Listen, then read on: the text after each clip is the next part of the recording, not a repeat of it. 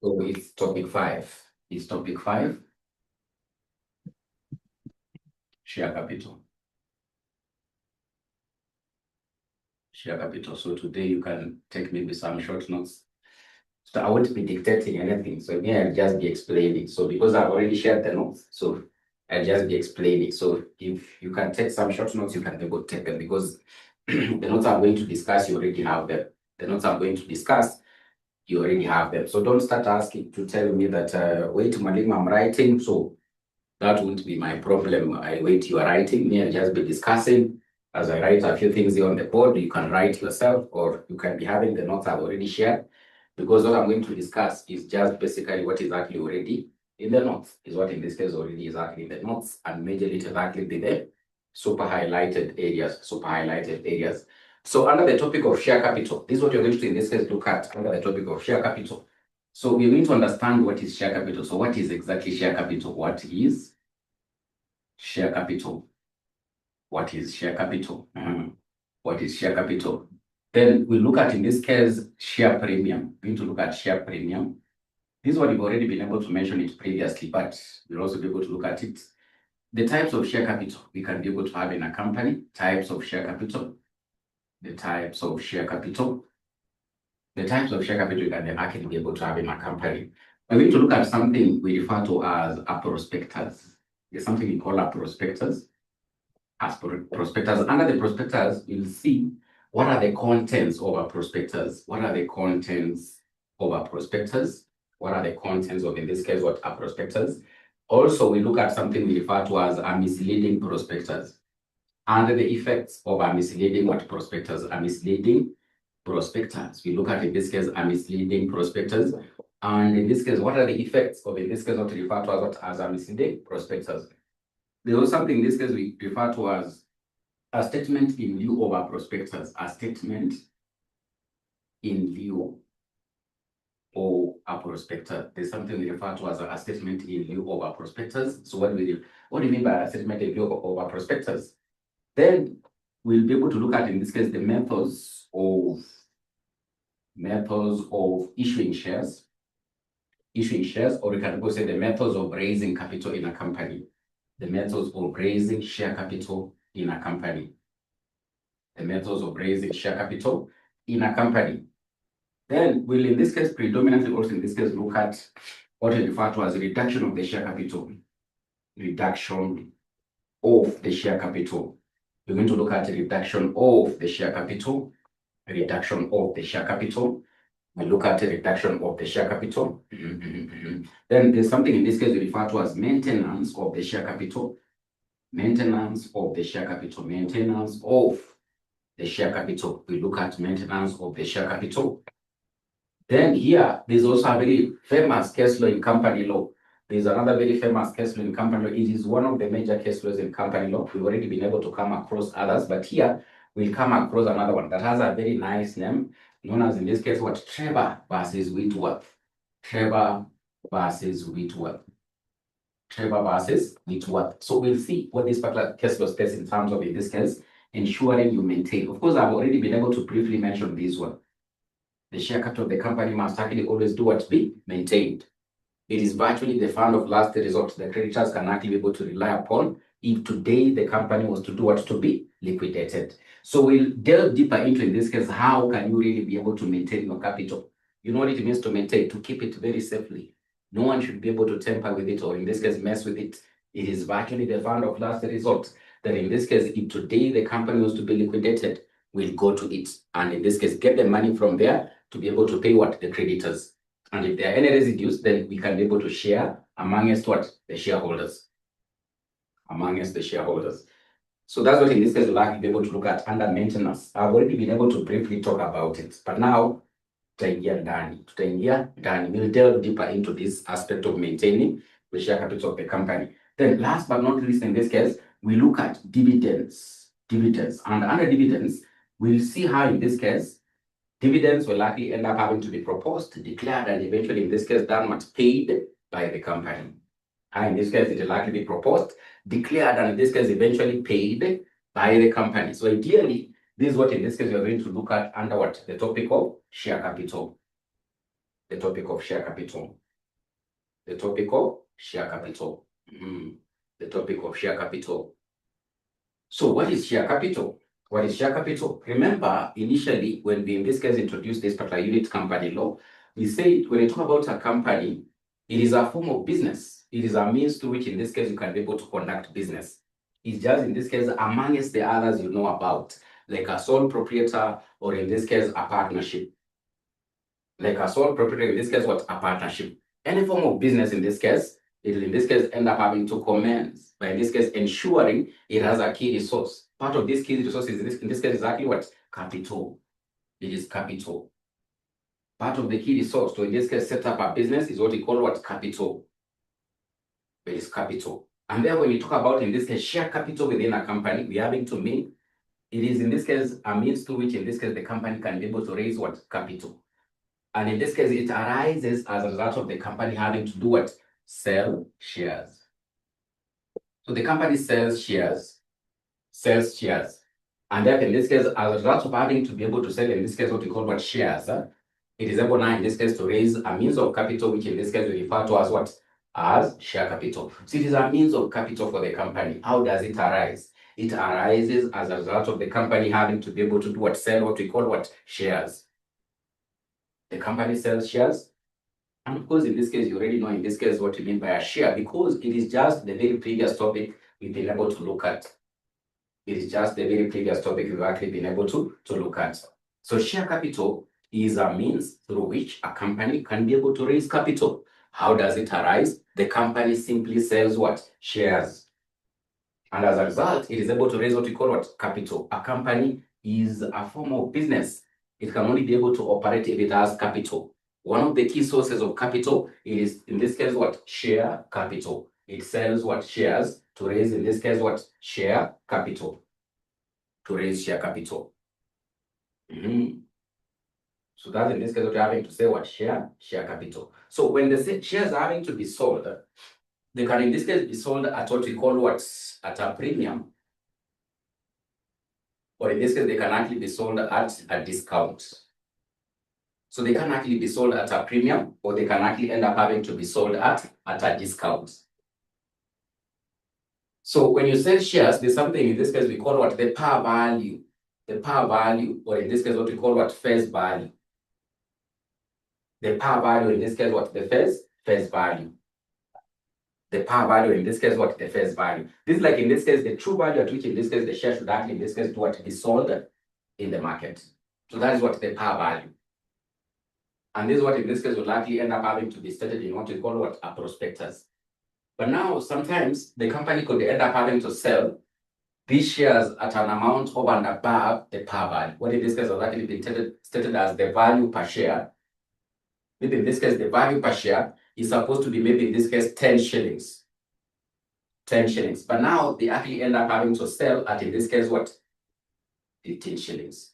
They would have raised 5 shillings extra, which is far much beyond in this case what? The par value. Which is far much in this case beyond what? The par value. Or the value at which in this case the shares were supposed to be sold. It is normally stated in this document we call a prospectus, that the par value, when you're having to sell the shares to the members of the public, when you've done an IPO, we are supposed in this case to sell them, we are going to sell them at in this case what? 10 shillings. But at the same time, they can also be able to state that they'll be able to sell them at what? At a share premium. When they say they have sold them at a share premium, it means in this case, they have sold the shares at an amount over and above the par value. They have sold them at, in this case, what? At 15 shillings. The amount that is actually over and above the par value is what we call what? The share premium. So what is share premium? The amount that is actually over and above the par value of a share. When the company is having to do what? Sell the shares. What you must actually be able to know, and of course I know you know this, because you are very good students of financial accounting or financial reporting. This amount raised over and above the par value, it is never in this case part and parcel of the share capital. Remember this one you report it as what? As an equity item. It is never part and parcel of the share capital. It should in this case actually be maintained in a very separate account. We call it the share premium account. I know you can be able to, in this case, even educate me or even inform me that in this case, the share premium will appear as one of the equity items in the statement of financial position. This is how it arises. These were simply amounts which were gotten over and above the par value, and therefore they keep them in a very separate account. The statute, the Companies Act, requires that if these amounts gotten over and above the share capital, they shouldn't actually be part and parcel of the share capital. They should actually be kept in a very separate account. They maintained in a very separate account, which in this case we refer to as what? As the share premium. Still the same case, under the statute, it provides that these amounts gotten over and above the par value, they shouldn't just in this case be used anyhowly. They'll be used for specified purposes. They'll be used for specified purposes. For example, in this case, if you issued out some free shares, maybe in this case you've actually issued out some free shares. There could be some free shares you've actually been able to issue out. And remember, there's something you've been able to say, that the share capital of the company should actually always do what? Be maintained. You must, in this case, always be able to realize the true value of the share capital of the company. So maybe in this case, you have actually issued out some free shares. Maybe they could be free shares you've issued out. Maybe there could be some shares, which in this case, you've issued at a discount. You've issued them at a discount. Maybe you've actually redeemed some shares at a premium, redeemed shares at a premium, Remember redemption of shares at a premium? Or in this case, you've forgotten, you have to remember we talked about it. You have to remember we talked about it. Maybe in this case, you've incurred some, in this case, what? Preliminary expenses on the formation of the company. Preliminary expenses on the formation of the company. These are part of the purposes at which, in this case, this share premium can actually be utilized for. When you talk about preliminary expenses you in this case incurred to enable the formation of the company, you can use this share premium to pay off or to defray off those kind of, in this case, what? Expenses. If in this case you've issued out some free shares, maybe it could be in this case to be promoters, it could be maybe in this case to be the most performing employee, the company. You can in this case get the amounts to cover for these free shares from what? The share premium. From the share premium. From in this case, what? The share premium. Maybe in this case, you've issued some shares at a discount. Now, in this case, at a discount is the opposite. Other than having to sell it at a par value of 10, you've sold them at a value of, in this case, what? 6. So you are in negative with what? 4. You are in negative in this case, what? 4. So because you got some amounts over and above on other shares, you take this one, you replace with this one, so that you can come at what? At par. You can come at par. The reason that's why in this case this one is having to happen, there's something in this case I'm still having to mention and repeating it. Maintenance of the share capital. Maintenance of the share capital. If you don't do this, you won't be maintaining the true value of the share capital. You won't be maintaining the true value of the share capital. You're not having to say that you gave out some free shares. But in this case, you are reporting in your books of accounts, you've received 10 million. Out of this 10 million, 1 million were free shares. You will need, in this case, be going against what? The maintenance of the share capital, which is virtually the only fund, that can be relied upon by creditors if today the company was to be liquidated. The statute in this case requires that the share capital must always be maintained. The reason that's why in this case, you'll be able to take the share premium and replace this one. Maintenance of the share capital. You would have gone against what? Maintenance of the share capital if you don't do such. Because you got these amounts over and above, you can take them and replace. You will maintain what? The share capital. This statute, the Companies Act requires that the share capital of the company should always be maintained. It is virtually the fund of last resort that can be relied upon by creditors. If today the company was to be liquidated, where do we get the money to pay the creditors? In this case, we go to what? To the share capital. If we have not actually been maintaining them, we gave some free shares. Well, books of accounts will be lying. We have 10 million, yet we have a deficit of 1 million because we gave out some free shares. Some of others were in this case at what? At a discount. They were at a discount. And in this case, you have to take note. When I'm having to say maintenance of the share capital, you are keeping it safely. But I don't mean that in this case, the share capital is just relaxing in the company waiting for the liquidation. When you get share capital in the company, in this case, you basically acquire assets. Part of the money will basically still be in the bank account. Maybe part of these assets you acquired. When you got the share capital, it could be inventory. it could be buildings, it could be land. That's what you're having to talk about. What?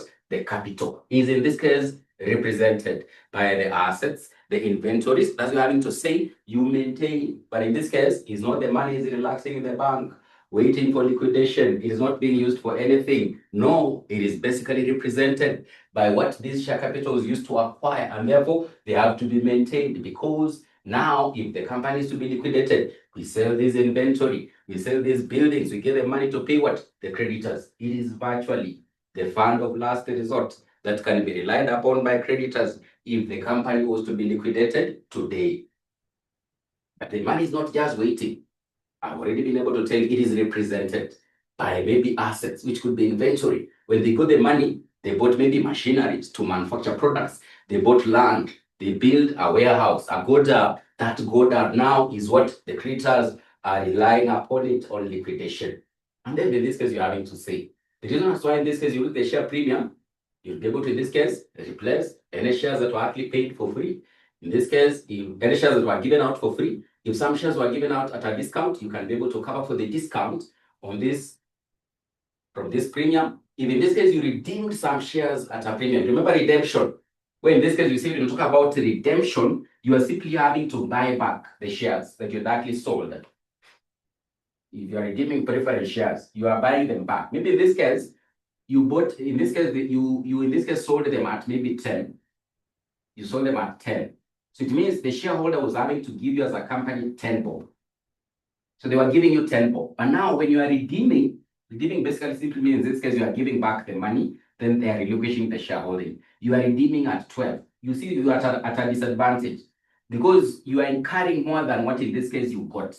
A shareholder gave you 10, but when you are redeeming at a premium, at an amount over and above what was the par value that in this case you received. So you have in this case like an extra shilling that you're having to incur. So you can go to the share premium and of course be able to do what? Cover up with this extra amount. Cover up with this extra amount because you can't get this extra amount from in this case what? The share capital. If you do so in this case, it means you are going against what? Maintenance of the share capital. Maintenance of the share capital. Then you're having to say, if you're having in this case to incur some preliminary expenses on the formation of the company. Maybe initially when you form the company, you can do an IPO. Then in this case, you sell some shares, in this case, at what? At a premium. So that premium can help you to pay off this kind of what? Preliminary expenses. Also, in this case, if you are doing what we call what? Share capital reduction. If you are doing in this case what we call share capital reduction. So for share capital reduction purposes, part of the approach you can use to do share capital reduction, and because we look at this one later on, you can do share capital reduction by buying back shares. You buy back your shares. You buy back your shares.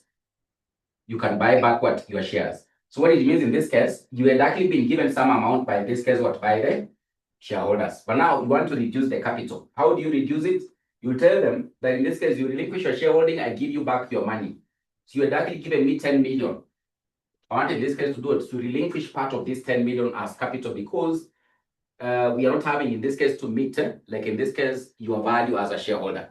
So the shareholder value is not actually in this case optimally having to be met by the company. So we don't have to maintain all this capital. We want to relinquish part of it. And in this case, tell you guys, we don't want you to be shareholders. So therefore, we want to reduce the share capital from 10 maybe to 5. So part of it, in this case, the ways you can be able to get money to give back, it is to go to what? To the share premium. You'll get the money there to be able to do what we call what? Share capital reduction. So in short, the point you're having to drive home, sometimes the company can sell shares at an amount over and above the par value. We refer to it as the share premium. This share premium can be used for specific purposes in accordance with the statute. Part of them, in this case, we've been able to list them here.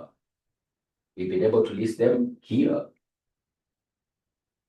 Here. So what are the types of share capital? So in this case, we can look at the types of, in this case, share capital within the company. Types of share capital within the company. What are the types of share capital within the company? So we can have a number of them. The types of share capital within the company. Types of share capital. Types. Share capital. Types of share capital. We can have in this case what we refer to as the nominal. Sometimes this is what we call it authorized. We call it authorized. Sometimes we call it registered. Registered share capital. Then out of this, we can actually be able to have what we call issued share capital. Issued share capital. There's one of our friends who is making noise. Who is that making noise?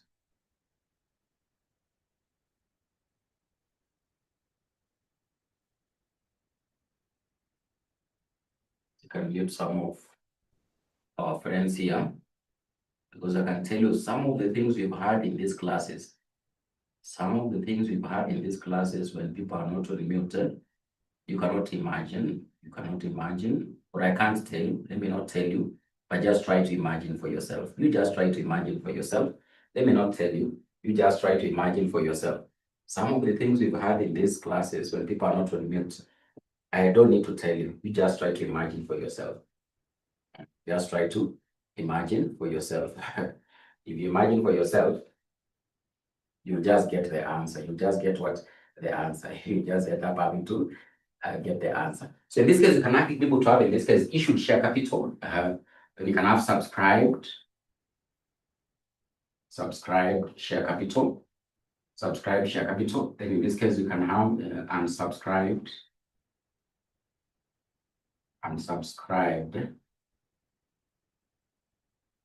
share capital. We can have unsubscribed share capital. We can have called up.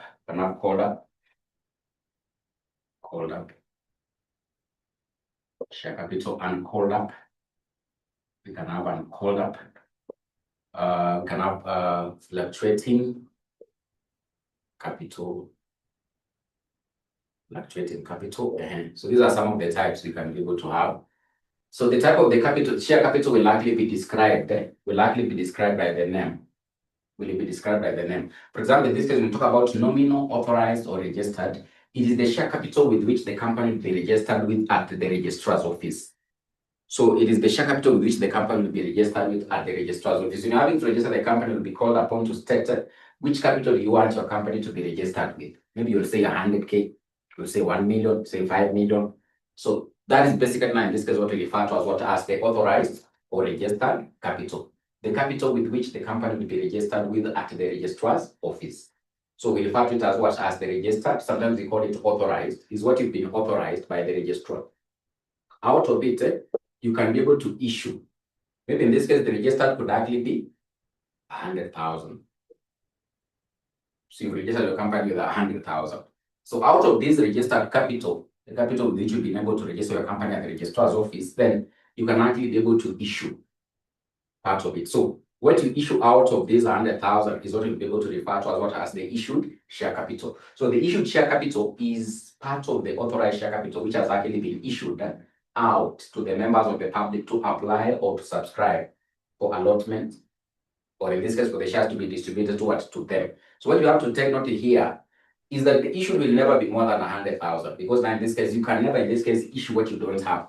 You must, in this case, issue either what you have or less. So it can actually either be equal to, or it can be less. So the issued share capital in this case should be equal to or less than, in this case, what the authorized or registered capital. So the capital that is actually issued out of the authorized or nominal capital to the members of the public, or for subscription in this case, is what we refer to as the issued capital. So this issued capital should be equivalent to the registered, or it should be less than. It can never, in this case, be more than. You can't issue what you don't have. So either in this case, they can issue the whole 100, or they can issue maybe 90,000. Like that. Then the other 10,000 remains unissued. Remains in this case what? Unissued. Remains unissued. Then subscribed. Once the company has actually been able to now issue the shares, maybe they have issued 90,000. So there'll be, in this case, applications for allotment. People will be able to apply for allotment. So people will end up having to apply, in this case, for allotment. So the shares which in this case, or the part of the share capital which in this case has actually been subscribed for, is in this case what we refer to as the subscribed share capital. So part of the share capital which has actually been applied for allotment is what we refer to as, in this case, what? Subscribed share capital. Subscribed share capital. So if in this case it happens that it is not fully subscribed or applied for, we can have a portion of the share capital which is yet to be applied or subscribed for. Maybe they actually issued 90,000. But now people have only been able to apply for 60,000. This can arise. You know, there can be an oversubscription. Maybe people apply, so many of them, they apply the entire thing. Now, in this case, when you are making the allotment, you decide how will you be able to distribute the shares. You'll have the problem of distributing. But sometimes there can occur a situation whereby you've actually been able to issue as a company 90. But now, with 𝐏𝐶𝐞, so it means that in this case, you don't have enough money. People don't have money in the pocket. People don't have money in the pocket. So it means in this case, there can never be an oversubscription. So sometimes you'll suffer this as a company. There can be that part of the share capital, which in this case hasn't actually been applied for allotment by members of, in this case, what the public. So in this case, you'll have what you call unsubscribed. So the remaining 30 here will end up having to be unsubscribed for. So it means that in this case, not the entire share capital has been applied for, subscribed for, you'll experience in this case that part of the capital which you had actually issued having not actually in this case to be subscribed for. So you can have unsubscribed in this case share capital, the part of the share capital which hasn't been applied for on allotment, which hasn't actually been applied for on an offer. So if in this case you're having to make an offer, then people don't apply for it. It becomes in this case unsubscribed. Then called up share capital. Called up share capital is that this is basically similar to in this case what we talked about, making a call. Making a call. There can be that part of the capital which in this case hasn't actually been paid up for. Maybe there are some amount having to outstand on this share capital.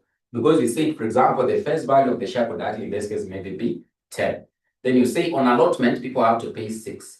On first call, people have to pay 2. Second call, people have to pay 2 of the first value. So in total, you get 10. So this part, they're yet to in this case do what? This part they're yet to make up. Let's assume in this case they're yet to make up, which will be known as the uncalled up. Uncalled up. But eventually in this case, once they make the call, it becomes what they called up. The part of the share capital, which in this case, the company has made a notice or a request to the shareholders to be able to pay any outstanding amount. It will be the called up. So when they make the call or they give out the notice for the payment of this 2 per share, it means in this case, this portion of the share capital will now become called up. What will be remaining in this case, they haven't actually been able to make that notice or request for payment of the outstanding amount. It will be the uncalled up share capital. It will be the uncalled up share capital. And of course, companies might end up having to adapt this way of having to, in this case, raise capital because of their needs, their financial needs. Maybe initially they're having a project. Maybe they have a project. In this case, they're having to do construct a factory. And then in this case, they set up the machinery. So to construct the factory, they need to raise 6 shillings per share. So they can be able to say on allotment or on the direct initial public offer, you have in this case pay up 6 shillings of the shares applied for. 6 shillings for every share you've been able to apply for.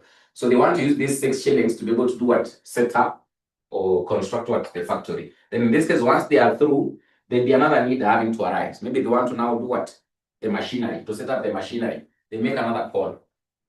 Then in this case, eventually when they are finalizing, they want to acquire raw materials. So they'll be able to make the second and the final call. The final call in this case will enable them to now bring in the raw materials. And in this case, do commence on business.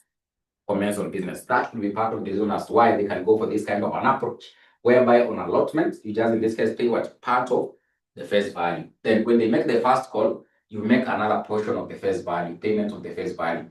When they make the final call, you make now the final payment on, in this case, the shares is as a result of the capital is of the company. So when you talk about in this case the called up capital, it is that part of the capital the company has been able to make a call or a notice to the shareholders to pay any outstanding amount. Then in this case, the uncalled up is that amount of the share capital the company is yet to in this case do make a call for the payment of in this case the outstanding amount. There could be a reason as to why in this case they haven't actually been able to make the call. Maybe in this case the need hasn't actually been able to arise. When in this case it will likely end up having to arise is when they likely end up having to make a call.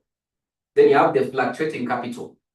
So fluctuating capital, in this case, it actually fluctuates from time to time.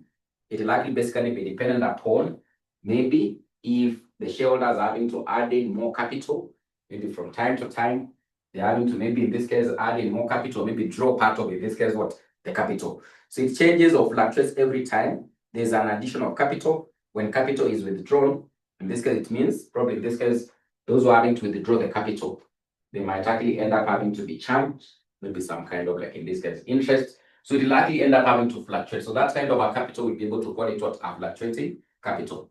From time to time, it will likely end up having to increase.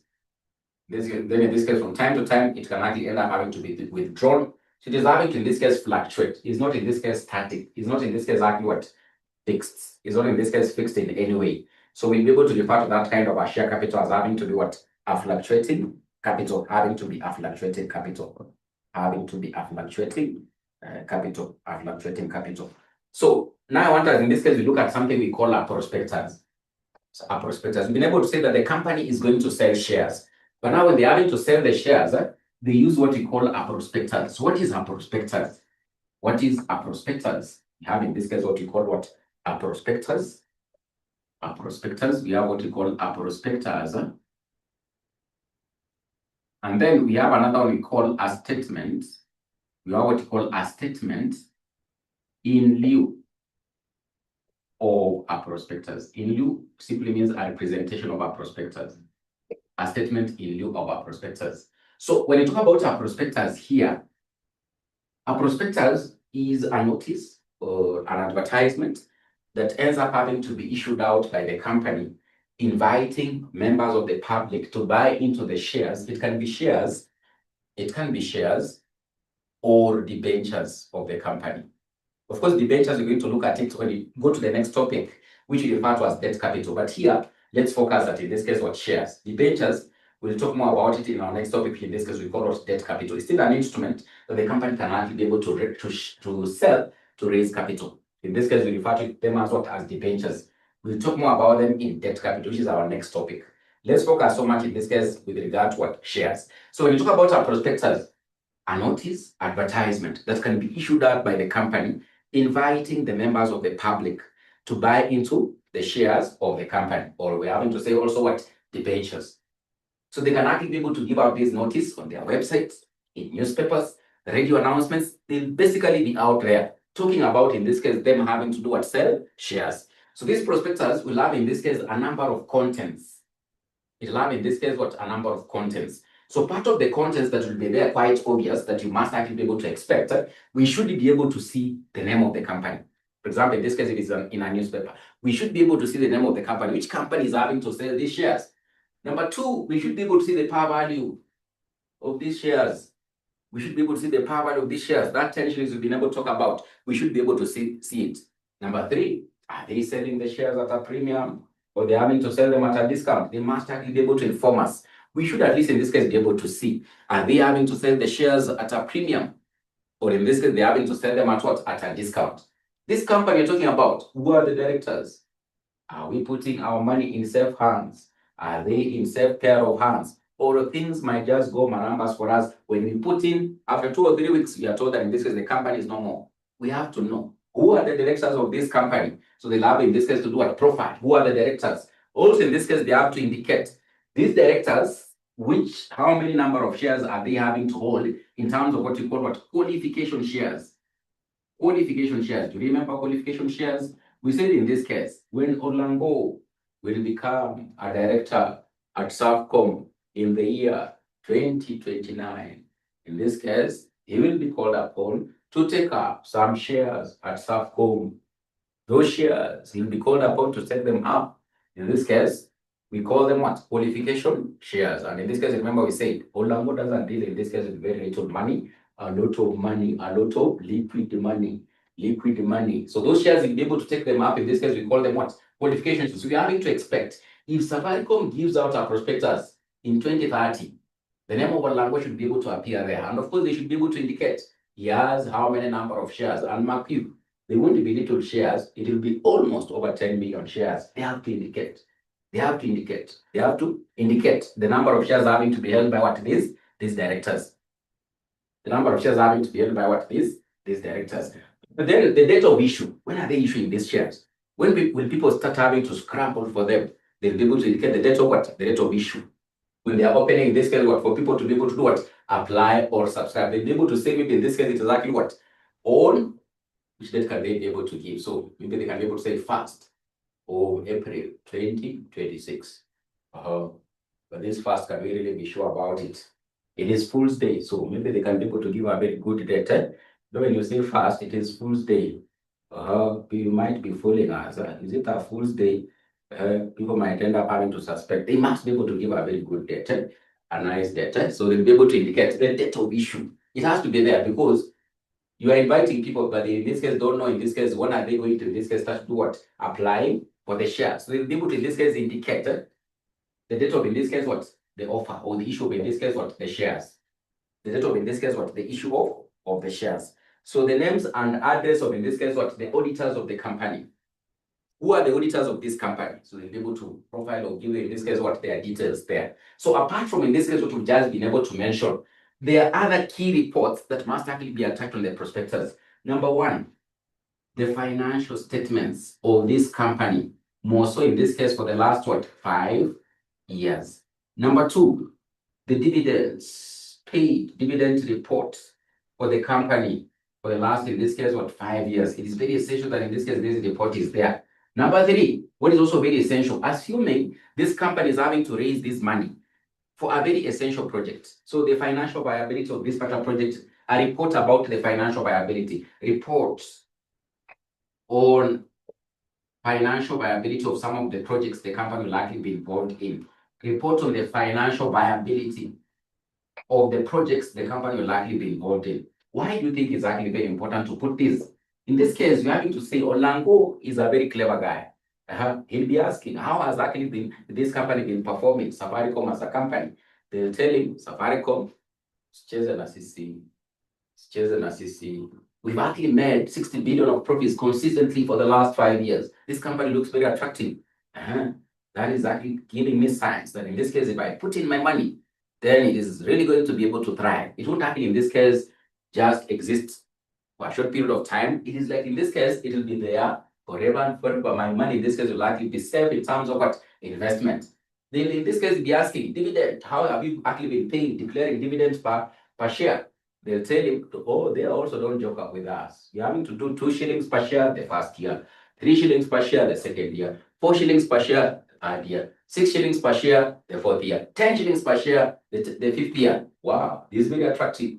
This means in this case, I can be able to put my money into this company. What are they going to use the money for? They're in this case prospecting to get into, in this case, what? Uganda as a market. Already in this case, we're in Ethiopia, but now they want more capital, in this case, to do what? To get into Uganda as, in this case, what? As a market. That looks very attractive. In terms of, in this case, assets, they likely basically be able to grow in terms of assets.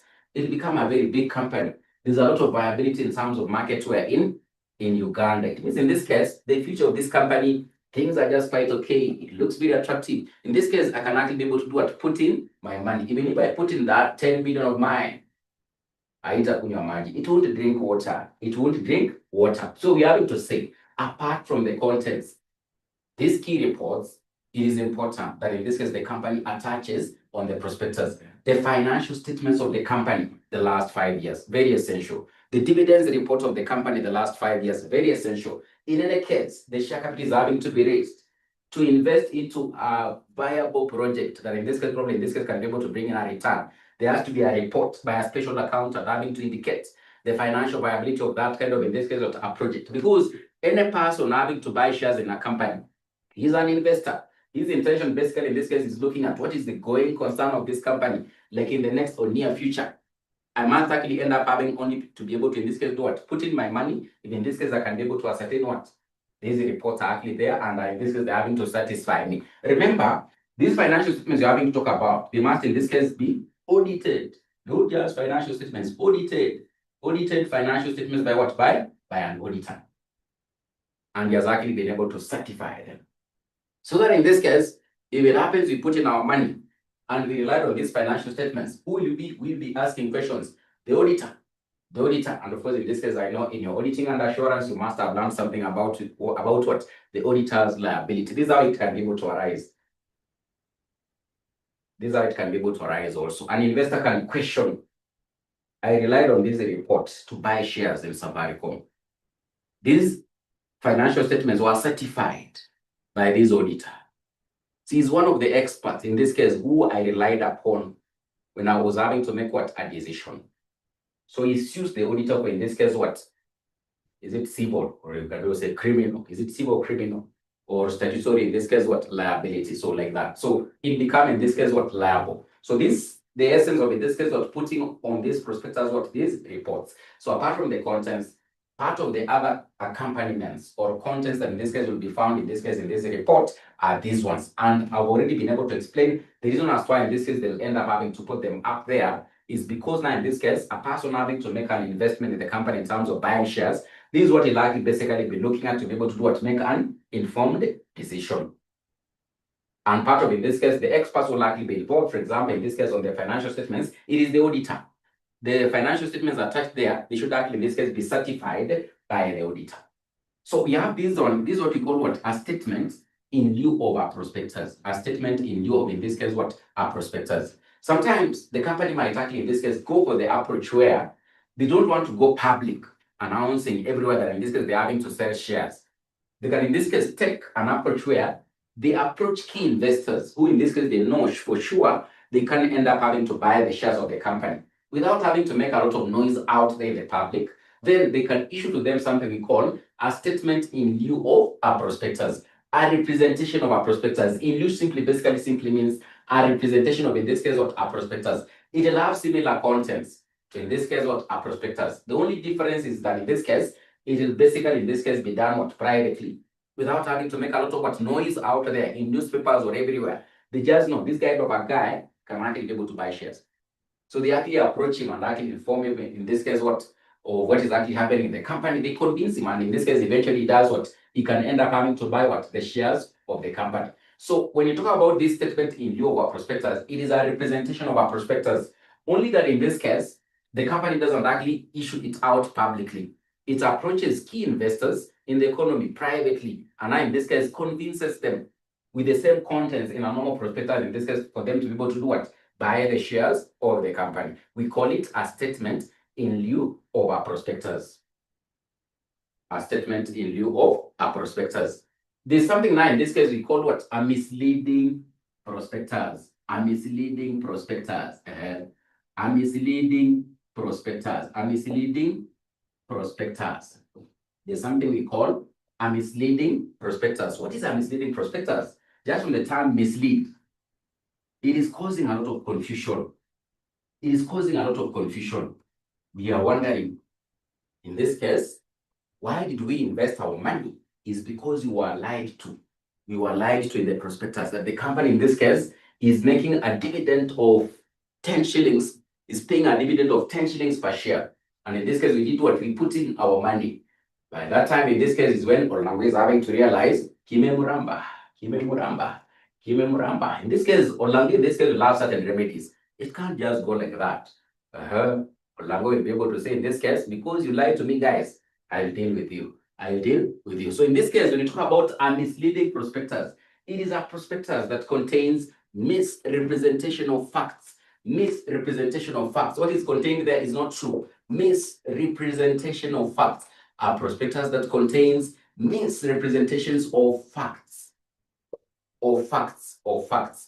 Misrepresentation of, in this case, of facts. Remember, this particular prospectus is what forms the basis of agreement or contract between an investor, a shareholder, and in this case, what? The company. If it happens, what was actually contained there, the contents, some of them in this case were not factual, were not true. Then in this case, we call that kind of a prospectus as having to do what? A misleading prospectus. A misleading prospectus.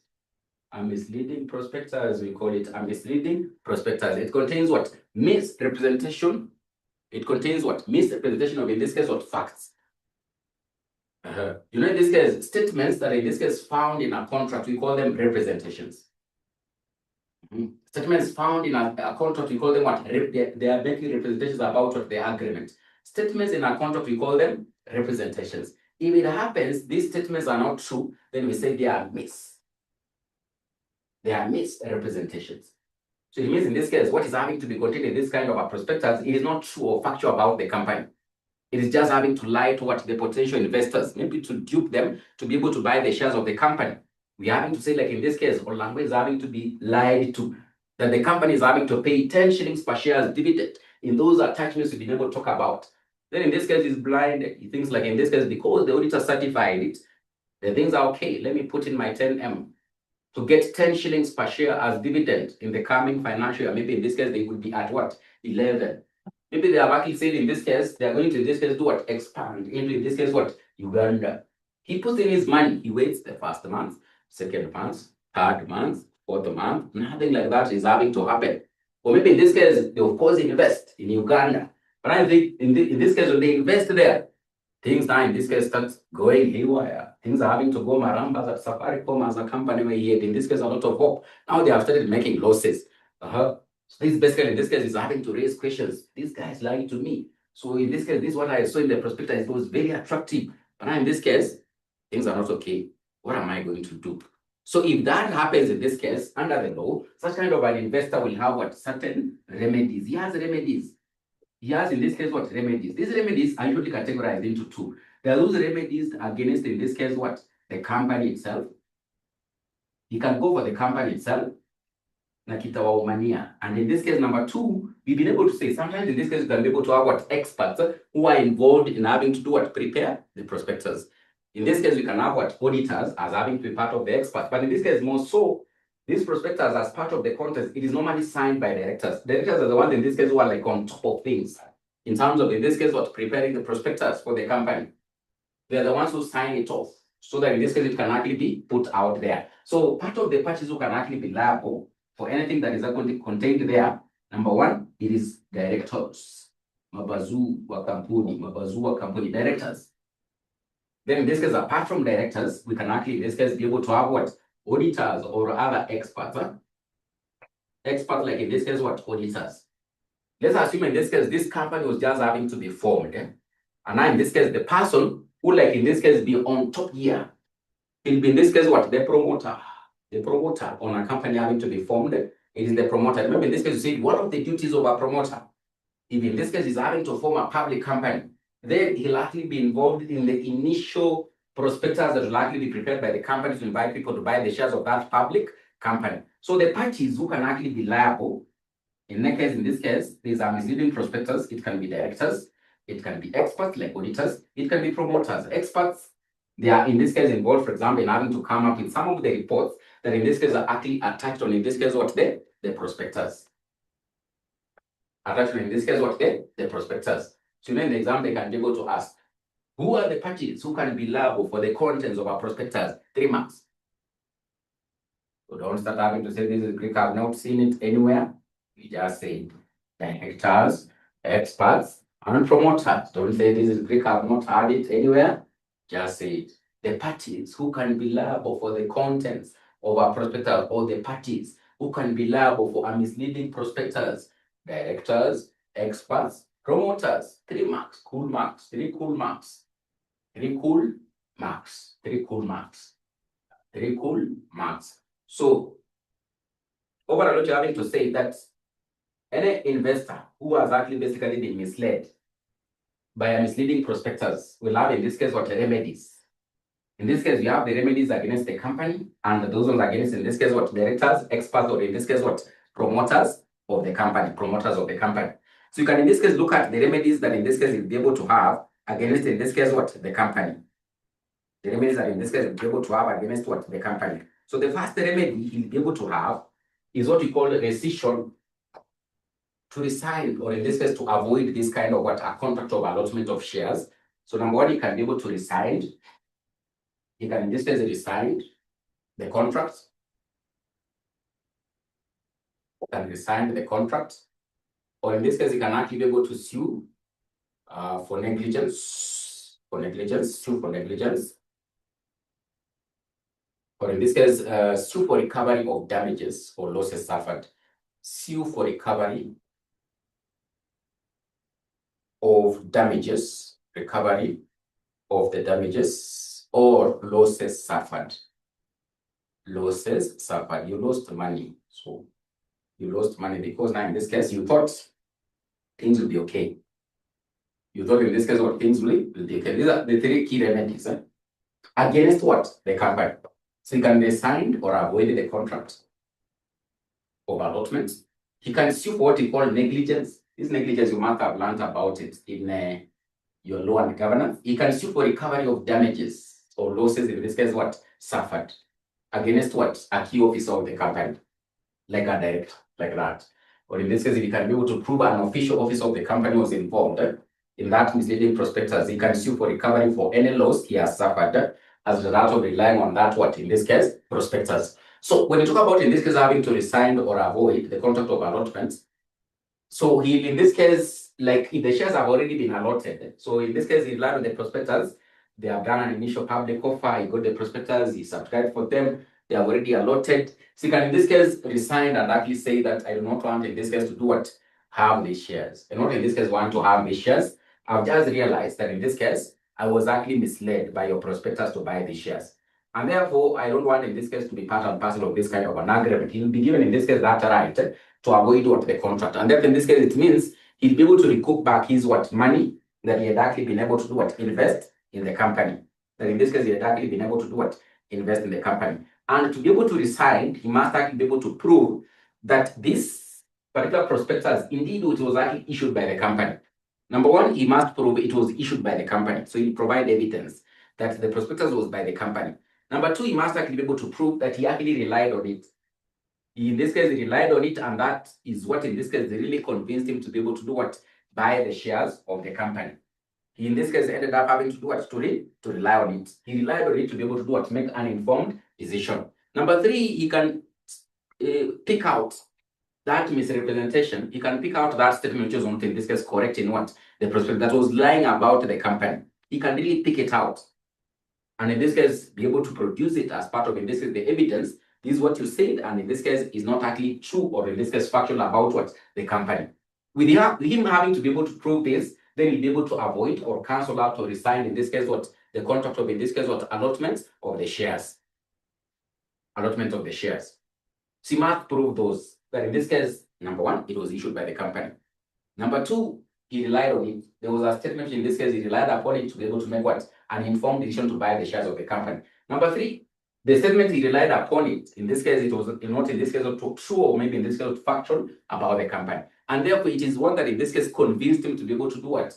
Buy the shares. With him have to prove those, then in this case, he can be able to do what? He resign or avoid, in this case, what? The contract of allotment, and they have to give him back what? His consideration, the price he paid for the shares.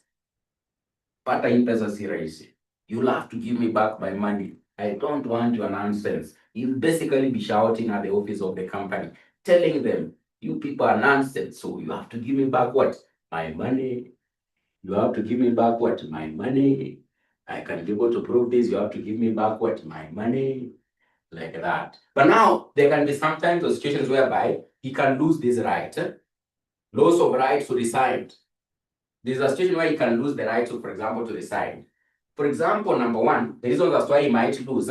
Number one, by his conduct, he has already, like in this case, affirmed the contract of allotment. How does he affirm? How does he affirm? He affirms by, in this case, already having started enjoying the dividends of the company.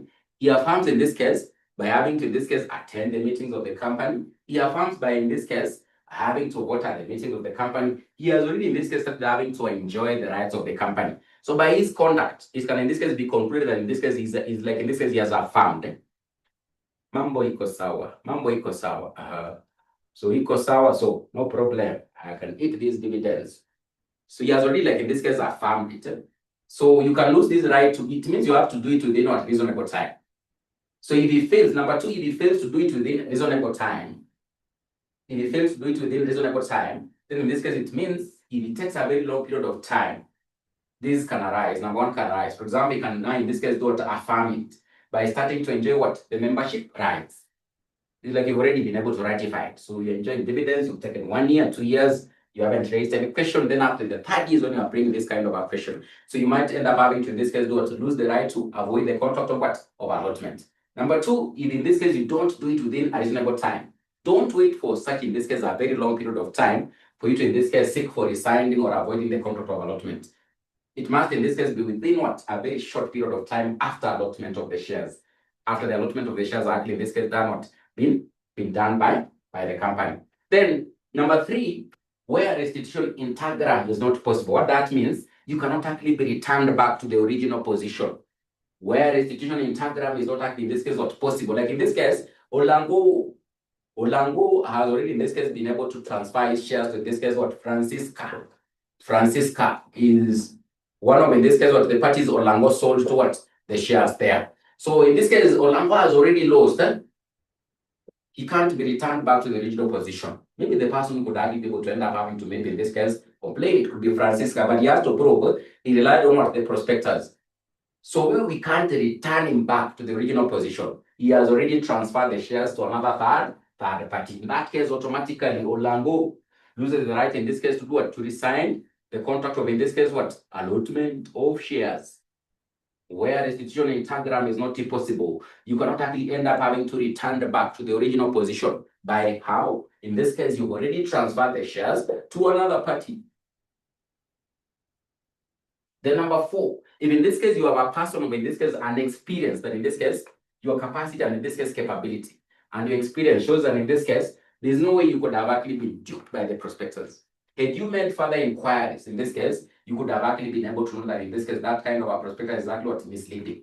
Then you also, in this case, lose what? The right to resign or avoid what? The contract of allotment. So that's, in this case, part of the reasons as why, in this case, you could actually end up having to lose the right to resign or avoid the contract of, in this case, what? Allotment of shares against what? The company. Remember, Francisco, we are looking at remedies against the company. Number 1, being able to say resign or avoid the contract. Number 2, having to say you can sue for negligence in a court of law. And number 3, you can be able to sue for recovery for any damages or losses suffered.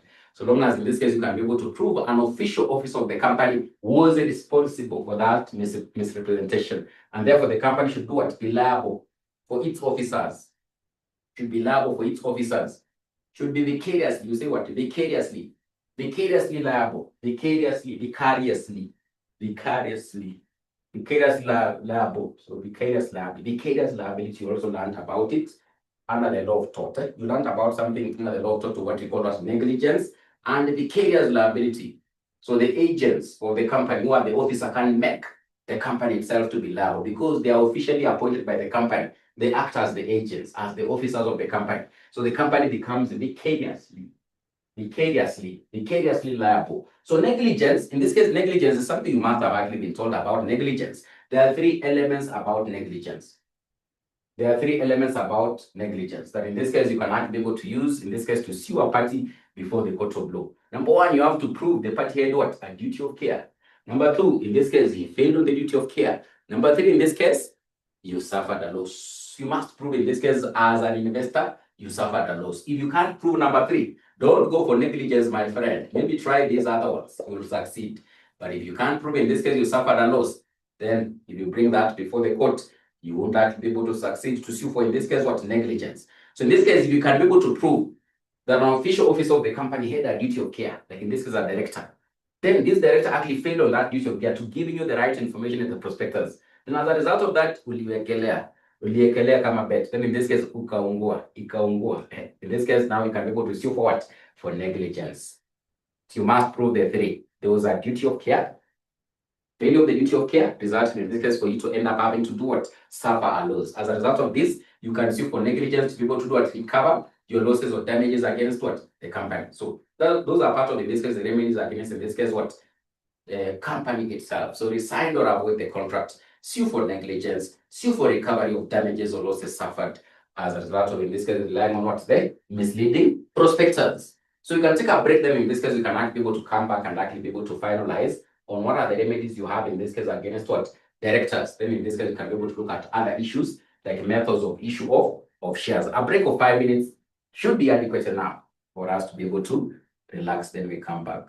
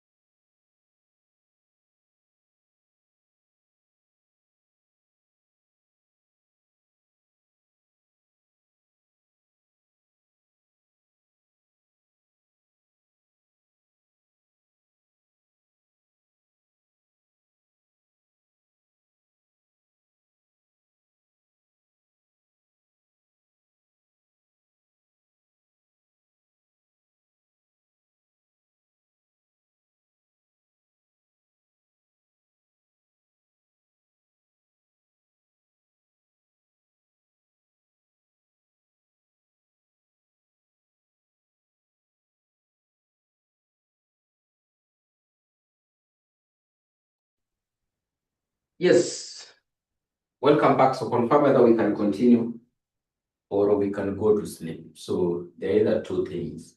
We either continue or we go to sleep. We either continue or we go to sleep. So do we continue? You can simply say yes. You can simply say yes. Do we continue? You can simply say yes. Yes, of course. You can say yes, of course. So I can see you're saying yes. Francisca, you're saying yes. Yes, of course. Yes, of course. Yes, continue. I thought even Ezekiel could say no. I thought even Ezekiel could say no. Well, but we have to continue. But we have to continue. Everyone is having to say yes. So what do we do? You are the boss. So we have no option, but we have to at least to do what to continue. We have no option, but we have to do what to continue. We have to continue. We have to continue. Everyone is just saying yes, yes, yes, yes, yes. So we are saying in this case, we can look at what remedies that in this case, the investor has against directors, promoters, or in this case, what experts. So if these experts in this case were in any way involved or part and parcel of, in this case, a misleading prospectus having to be published by the company, then the investor was actually being duped as a result of the misleading prospectus. You can, in this case, sue for fraud. You can actually sue for fraud. You can actually, in this case, sue for fraud, or in this case, you can actually sue for criminal liability, for criminal liability. For criminal, you can sue for criminal liability. You can, in this case, sue for criminal liability. Then also, you can actually end up having, apart from having to sue for fraud or sue for criminal liability, you can, in this case, sue for damages for misrepresentation. So you can sue for damages. Sue for damages for misrepresentation. So damages for misrepresentation. Damages for misrepresentation. So sue for fraud. So you can in this case go to a court of law, in this case sue them for having been involved in this case in what we call fraud. So what we mean by fraud here, they like in this case intentionally put that statement to defraud an investor. They did that intentionally. So these parties who could be auditors, but they might have actually ended up having to collude. They put their misleading information so that the investor can be able to buy, so that they can be able to defraud.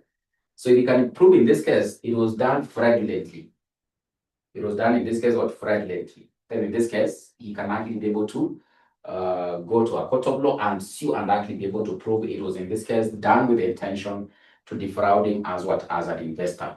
Then criminal liability. So in this case, if they end up having to breach any requirements of any statute law, if they end up having to breach any requirements of any statute law as directors, promoters, or experts, then in this case, the person who has actually been able to suffer loss can actually be able to sue for what? For criminal liability. So you can actually end up having to sue for criminal liability. And as a result of this, it means these parties will likely be done what? They can be penalized. They can be penalized, they can be fined, or they can be imprisoned. These are part of they can actually be fined or imprisoned. These are part of the remedies in this case under what? Criminal law. So in this case, these parties have breached any law. Then in this case, you can actually be able to sue them for breach of that particular law, as he was having to deal with them with regard to the prospectus. Then the court can actually be able to penalize these officers. They can either fine them, fine or penalize, or in this case, imprison them, end up having to imprison them. Then if he can be able to prove he suffered any damage or loss as a result of that misrepresentation, then he can prove that statement. You can prove that statement that in this case was not factual, or maybe in this case was true about the company that led him to be able to do what? Suffer a loss. And as a result of that, the parties will likely end up having to be liable for the misrepresentation. So if it happens, it is directors who are in this case involved. If you're a director, maybe umejipata kwa hiyo mix, there's a way you can be able to defend yourself before a court of law. So there's a way you can actually be able to defend yourself before. Let's assume in this case you're a director, and in this case you've actually been sued for a misleading prospectus. How do you defend yourself? What are some of the defenses you can actually be able to plead before the court? So number one, part of the defense you can actually be able to utilize before the court. You in this case indicate that you are not in this case aware of this misleading statement or this misrepresentation. And once you are aware of it, you actually in this case withdrew. You actually in this case withdrew from having to be the director of the company. So this misrepresentation led you in this case to having to withdraw from having to in this case be the director of the company before the prospectus was actually done issued. So you can be able to prove that in this case we withdrew in this case from having to serve as a director of the company before the prospectus in this case was actually issued, or in this case became public. Before in this case it was actually issued, or in this case did became public. Number two, what you can be able to do as a director, you can in this case speak before the court. In this case, you relied upon a statement from an expert, and therefore that statement in this case informed you to in this case maybe put a certain content in the prospectus which has actually made you to be liable. For example, it could have been an auditor. So you're not in this case the auditor is having to lie to you. So you relied on his information. Then in this case, you did you published that information in the prospectus. So that way you can actually be able to defend yourself. Number three, another way, you relied on in this case on information of an official person or officer of the company. Maybe it can be the company secretary. So he actually in this case advised you as a director as an official officer of the company. Maybe it was in this case the lawyer of the company. He advised you, then in this case you relied on his statement. And then in this case, as a result of that, you actually ended up having to do sign off or approve the prospectus. So if this happens that in this case you are liable as a director, those are part of the reasons why in this case you can actually be able to defend yourself. But in this case, you are not aware of this misleading statement. Once you are aware of it, in this case, you withdrew your consent from having to serve as a director before the prospectus was actually in this case done issued or made public. Number two, you relied upon information from an expert, who in this case was able to in this case guide you in terms of having to include that statement in the prospectus. Number three, you relied upon information over an official officer of the company, an official person, be the finance manager, the human resource manager, and then in this case, from his statement, in this case, you're able to rely on his information to be able to do publish certain information in the prospectus. So with those then in this case, you can actually be able to do defend yourself as a director of the company, as a director of, in this case, the company. So when shares are having to be issued, there's something in this case we call there's something we call brokerage. There's something in this case we call brokerage. Sometimes in this case you can actually end up having to involve parties to support you or assist you in having to sell the shares. We call them stockbrokers. Stockbrokers. So they likely in this case facilitate by having to in this case maybe get clients. You'll end up having to get in this case clients. So as a result of this, you'll likely be able to pay them like a fee, or maybe in this case, a commission. So we call it in this case brokerage. We call it in this case brokerage. So this basically in this case a fee or amount that will likely end up having to be paid by the company to parties who end up having to facilitate or enable the company to be able to sell the shares. So they pay them what we call a brokerage. They can be stock brokerage firms, or in this case investment companies. So in this case have potential clients who in this case can be able to buy your shares. So maybe they actually convince them to buy the shares of you as a company, because sometimes maybe selling the shares can be a challenge. So then in this case you involve stock brokers. So they facilitate or enable you because they have in this case a base. They have actually been registered in investors who in this case have invested in other companies. So they in this case use those networks in this case to enable you to do to sell the shares. As a result of this, you'll likely be able to pay them what we call a brokerage fee, or we sometimes just call it brokerage. Then we have in this case also to call an underwriting commission. Underwriting commission. This in this case something you've been able to say that you can in this case float your shares for subscription. Then you experience what we call under subscription. Maybe in this case, as you're having to say, you offered 90,000 shares. You want to raise this capital because you want to really fully up. Maybe each and every share is having to go for 100. So this means you are anticipating, you are targeting in this case, 9 million. But now in this case, only 60,000 shares are subscribed for. It means you'll have a deficit here of 30 million to undertake the project you intended with the capital you're having to raise. To avoid this one from having to arise, then in this case, you can involve people we call underwriters. So the underwriters in this case give the assurance to you as a company In case of any under-subscription, they'll take up the deficit of the undersubscribed shares. So as a result of this, it won't be for free. You'll likely pay them something. We call it underwriting commission. We call it underwriting commission. So underwriting commission is, in this case, the fee or the commission paid to underwriters for having to be able to give assurance to the company. They'll take up the undersubscribed shares. The undersubscribed, in this case, shares. So therefore we call it an underwriting commission. An underwriting, in this case, commission. An underwriting commission. So this underwriting commission will have to, in this case, be authorized by the company. Maybe through, in this case, its articles. They can be able to indicate, in case of any issue of shares, then it is allowed. The company can be able to involve underwriters. So that in this case, things don't go marambas for them, in this case, when they're issuing the shares. Because if they get a deficit, then this capital won't actually be enough for them. It won't be enough for them. So in this case, the underwriter simply basically does takes up, in this case, this amount. He takes up that amount that in this case has actually not actually been subscribed for. So we call it, in this case, underwriting commission. Underwriting commission. Underwriting commission. Then there are methods as well. In this case, the company can be able to issue these shares. The methods as how the company can be able to issue these shares. The methods of issuing the shares. The methods.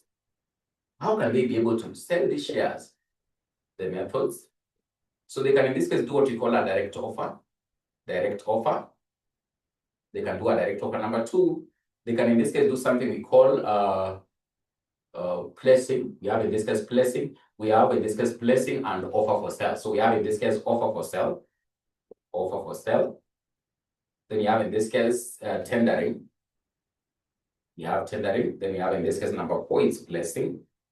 Number four, it's placing. Then you have, in this case, what we call a rights issue. They can do a rights issue.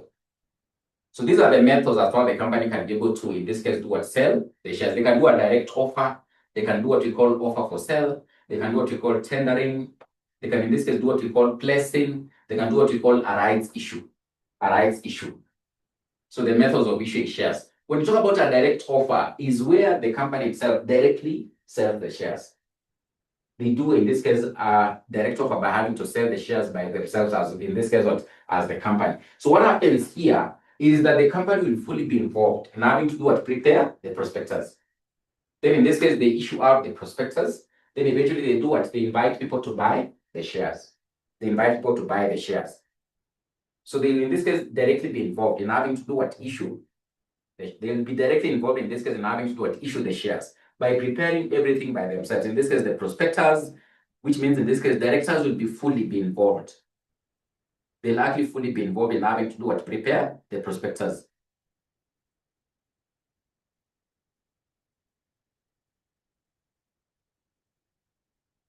I don't know what Jenny is saying. Dear Malim, could therefore be an error with the statement under underwriting commission? What is the error? What is the error?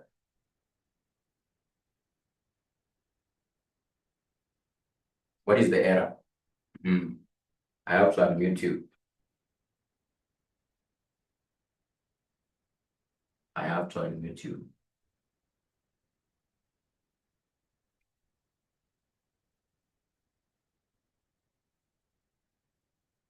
Yes. What is the error?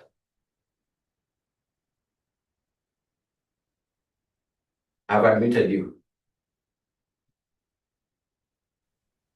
Yes, Mwalimu, what I was the statement under underwriting commission, a public which invites the public to subscribe for its shares. Could it be the company which invites the public, or it is the public which invites the public? If you look at the handout. Yes, it's supposed to be a public company. Just correct there. Yes, a public company which invites the public to subscribe for its shares or debentures must ensure that the issue is fully subscribed for by the public. So to ensure that this happens, it may pay an underwriting commission on all shares or debentures offered to anyone who guarantees that if any of the shares are not taken up, he will take them up before paying the underwriting commission. So you can correct there. That was the issue. Okay, thank you. Yes, thank you so much. Thank you so much, Jen. So I think now we are together. then they have given their part of the conditions. So it must be approved by the articles. It shouldn't actually, in this case, exceed 10%. Then in this case, the number of shares to be underwritten must be disclosed in the prospectus. So like that. Yes, I think we are together now. So we are saying in this case, direct offer is where the company is directly involved in having to do what? Sell the shares. And therefore they'll be able to do what? Prepare the prospectus by themselves. That is a direct, in this case, what? Offer. Then you have offer for sale. So what happens under offer for sale? The company sells all its shares to an issuing house. An issuing house now in this case could be these stock brokers or maybe investment companies. So to an issuing house, which now in this case fully is now involved in preparing the entire prospectus. This one is advantageous because the company now in this case even avoid what? The issue of being involved in what you're calling what? Under subscription. Because they would have already sold all the shares. So this company has already been able to pay the company. Then for them, what they do, they'll in this case be involved in the entire process of issuing out the shares. So this one is advantageous because it relieves of the company, majorly the management, to be involved in other issues. They won't be getting involved in the preparing prospectus, which can take a long period of time. The management will likely be able to focus on the important issues of the company. So all these things about preparing prospectus are left to the issuing house. And in this case now, the issue of under subscription in this case is well taken care of because the issuing house has already been able to settle the amount with the company. And therefore the trouble about preparing the prospectus, consuming a lot of time of the management, they can be able to focus on other issues. The issuing house would have taken up the risk. Already taken up what? The risk of what? Issuing the shares. So under offer for sale, all the shares in this case of the company are sold to an issuing house, which now in this case takes up the mandate of preparing the prospectus and now fully having to do what? Sell the shares by itself. In this case, it is advantageous because it actually saves time for the management to focus on the key business of the company, other than having to be involved in having to do what? Prepare the prospectus. Then in this case, you have tendering, which is not that very common. But now in this case, this is what will happen under tendering. Under tendering, bids are invited. What do you mean by bids here? People actually end up having to, in this case, put in their proposals as to how much they can be able to buy the shares of the company at. Maybe someone will be able to say, and actually say, I can be able to buy at 15. Another say, I can be able to buy at 20. Another say, I can be able to buy at maybe 21. So the one in this case who puts in the best bid or maybe proposal that in this case suits the interest of the company is the one who will likely be allowed to do what? To buy the shares. That is in this case what we call what? Tendering. Then placing. Still the same case. The shares are in this case done what? Given out or issued out or sold to in this case what? An issuing house. Then what the issuing house does, it doesn't in this case just sell to any person. It doesn't just sell to Tom, Dick, and Harry, just any person. But what they do here, they actually identify key investors who are in this case likely to buy the shares in huge blocks or in blocks that in this case are of high value. Like in this case, they could be able to identify what? Maybe NSSF. They have a lot of money each and every month that you are being deducted. We remit there. So they do investments, hoping that in this case, when you retire, we'll be able to get some money there. Maybe it could be insurance companies. They collect, in this case, a lot of premiums. So they target such, and in this case, place the shares with them. Place the shares with them. In this case, we are having to say under placing. The shares are still, in this case, given out or issued out to an issuing house. The issuing house identifies investors within the economy who can be able to, in this case, buy the shares in huge blocks, not in small amounts of shares, like individuals who could be able to buy for 10,000, 20,000. No, that is not what in this case they're intending to do. For them, they have, like in this case, already identified key investors. They'll be able to approach them and place with them and tell them, in this case, we are selling shares. You just buy them in huge blocks, like in this case, 20 million, 30 million, 50 million, 100 million, and we close this chapter. We don't want, in this case, to go to a lot of time waiting for people to apply. They might apply. We don't actually get what we want. They place them. Then rights issue. What happens under rights issue? The company goes what we call what? Internal marketing. Internal marketing in the sense that in this case, they don't invite any outsider. But in this case, they actually convince the already existing shareholders to buy extra or more shares in the company in proportion to their already existing shareholding in the company. We call it a rights issue. We call it in this case what? A rights issue. So they don't actually in this case go out, like maybe throw a prospectus out there. So what they do in this case, they actually just convince, or in this case, invite the already existing shareholders and actually inform them you can get extra or more shares within the company in proportion to what in this case you already have as a shareholding in the company. In most of the instances, what will happen here, they'll convince them to buy these shares by giving them a discount. So this is one of the exceptions where, in this case, now shares can actually be issued at a discount. They can actually be issued at a discount. They can be issued at a discount when the company is doing a rights issue. Of course, we'll be able to look at those exceptions, but this is just majorly one of them. They can give the already existing shareholders a discount and tell them, you've been with us. You've given us capital for a number of years. You don't have to buy the shares at, in this case, what? 10 shillings. You just buy it, in this case, what? 6 shillings. So that in this case, they can convince them to get extra or more shares in the company. So they can give them, in this case, what?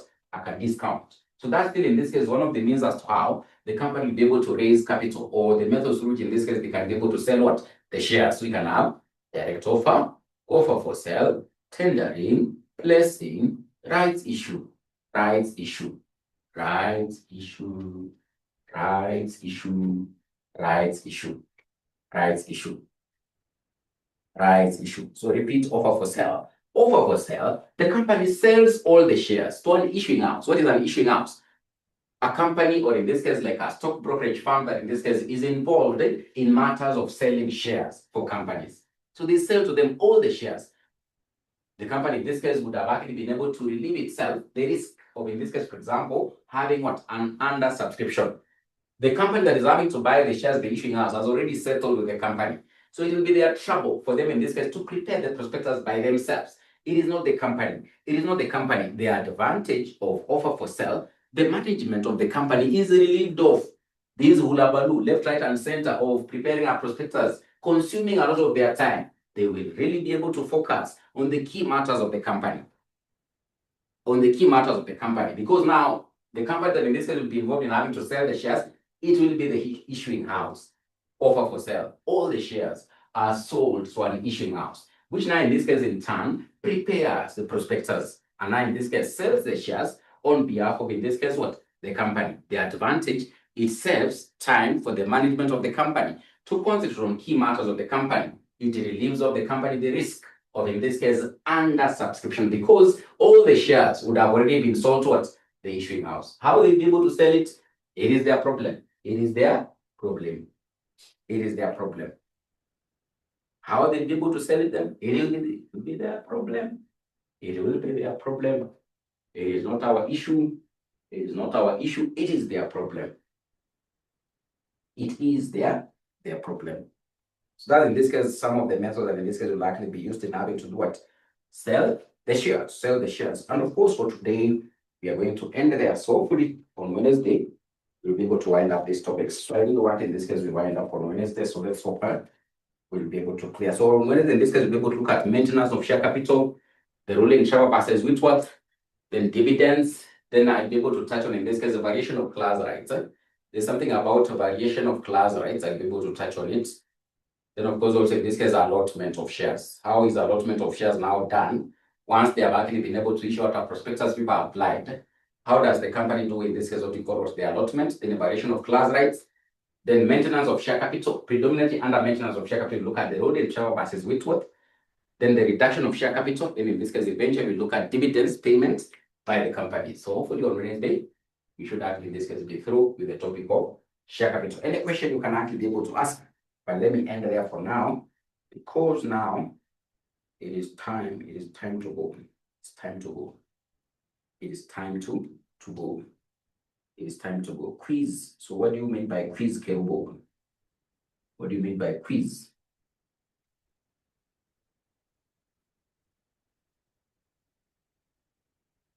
Yes, so that is still one of the ways as far in this case also they can be able to do it. They can give them at a discount. But of course, you remember we've been able to say that even if you give the shares at a discount, you need to look for another way how you'll be able to get that money.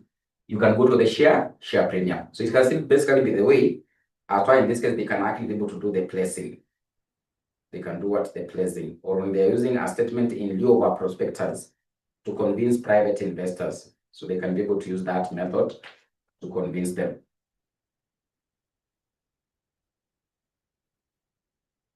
It is just a representation of the prospectus. What do you mean by a statement in lieu of a prospectus? A representation of the prospectus, but it is issued out in a different way. It is basically issued out privately. It is issued out privately, not publicly, but privately to potential investors. It is issued out privately. The way in this case it is issued out, it is very private. So they just, in this case, identify. The company already knows this person can invest. They approach him privately, not publicly, privately. A statement, they'll give him what we call a statement in lieu of a prospectus. Sometimes we call it a breached prospectus. A breached prospectus. That's what we mean by that. We call it a breached prospectus. Any other question? Any other question? Any other question? Any other question? If there isn't, then in this case, let's go to sleep. Let's go to sleep. Is it the same as right issue? What do you mean by that, Edward? Edward. What do you have to say the same as right issue? What are you having to say is the same as right issue, then, Edward?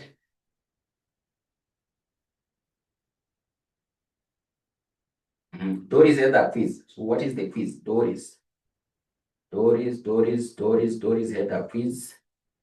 Doris had a quiz. Doris, let me unmute you. Doris, I've unmuted you. Doris, I've unmuted you. All right, thank you, Mwalim. My quiz, it's based in the methods of issuing shares, and among the methods of issuing shares, number 2, it's offer for sale. So among in that point, can we say that advertising is a form of methods of issuing shares, whereby that is advertising stroke offer for sale, whereby like offer for sale, they just publish a prospectus to the public, just showing probably the whole offer they have. So I was asking whether advertising can also be used instead of offer for sale.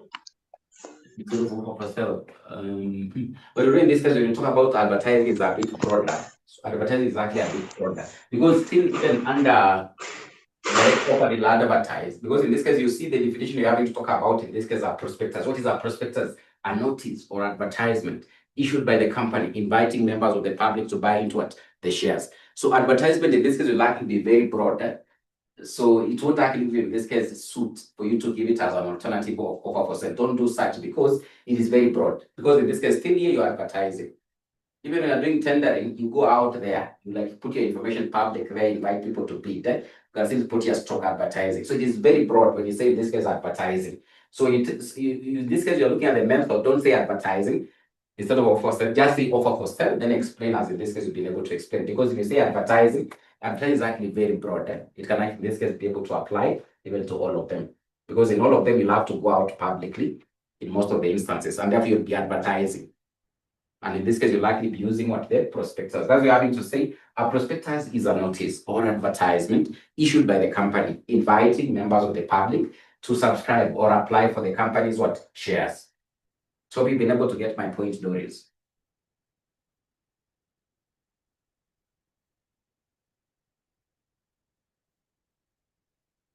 Statement in lieu of a prospectus is not the same as rights issue. No. Edward, why are you confusing? Rights issue, having to say, is a method where the company, in this case, they still issue out an advertisement, as our Doris is having to say, but in this advertisement, they are only inviting the already existing shareholders. That's what I'm having to say. In this case, it was internal marketing. You don't go out to look for any new shareholder. You already have your shareholders. You tell them, ng'ombe tunaenda kula peke yetu. So in this case, you are the only person that I'm going to give you a portion, a right to get a portion of it. That is a rights issue. That is a rights issue. So in this case, you talk about in this case, statement in lieu, you can even approach external. So it's not the same. It's not the same. Statement in lieu are representation of the prospectus. But now in this case, you target investors private. You know what it means privately? Unaenda unamnong'onezea kando. Sio tunaenda unaanza kujiannounce kwa radio ama kwa gazeti. Unaenda unamnong'onezea kando. By the way, na nyama hapa. But now in this case, you're talking about what external party. You know, with the rights issue, already existing shareholders. You get the point? Yeah.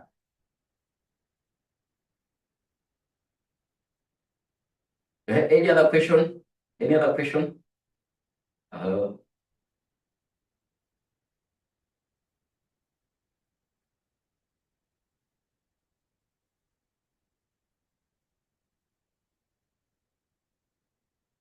So I've sent not up to each topic. I've sent up to topic. I've sent up to each topic. Topic 8. Is it really 8? Wait. Is it really 8? Up to topic 8. Are you sure? Yeah, I sent the others. I sent the others. Francisca says up to topic 15. Seems you people are behind. Francisca is way ahead of you guys. Francisca is way ahead. Amanda, you need to check. If Francisca is saying in this case 15, then I must have sent, but I'll just resend. I'll just resend the other topics. I'll just resend. I think we can end there. So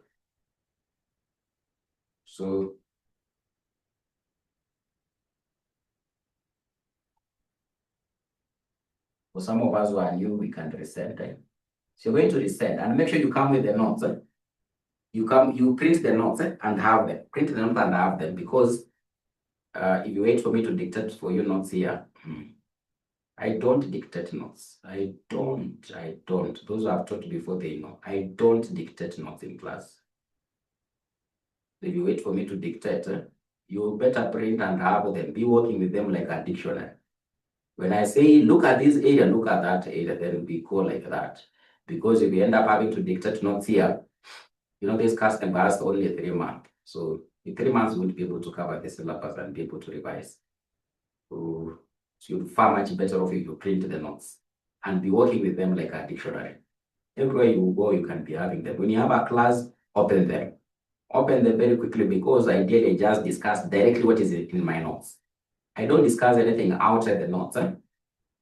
Anything outside the notes, but of course, sometimes we use a bit different outside the notes. For example, in my notes, we don't have a term like marambas. So that's what I will just use it for maybe explaining or something. It is not there. So, but what I discuss, the other things, it is directly from the notes. So you're far much better off if you have them.